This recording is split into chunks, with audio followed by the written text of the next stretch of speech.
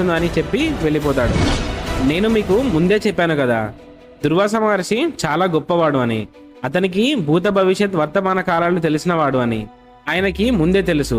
కుంతీదేవికి ఈ వరం ఇవ్వడం వల్లే మహాభారతం కథలో ముఖ్యమైన ఘట్టం ఆరంభమవుతుంది అని. ఒకరోజు కుంతీదేవి తెల్లవారుజామున ఎవరు లేవకముందు స్నానం చేయడానికి గంగానది తీరానికి వెళ్తుంది. అప్పుడే ఉదయిస్తున్న సూర్యుడిని చూసి చాలా సంతోషిస్తుంది. దుర్వాస మహర్షి ఇచ్చిన వరం పనిచేస్తుందో లేదో అని ఒకసారి పరీక్షిద్దాం అనుకొని సూర్యుడిని చూస్తూ మంత్రం జపిస్తుంది. వెంటనే సూర్య భగవానుడు ప్రత్యక్షమయ్యి తన హంసతో కూడిన కొడుకుని కుంతీదేవికి ఇస్తాడు. అతనే దాన వీర శూర కర్ణుడు. కుంతీదేవి అమాయకత్వంతో చేసిన పని కారణంగా సూర్య భగవానుడు ప్రత్యక్షమై కొడుకుని ప్రసాదించాడు.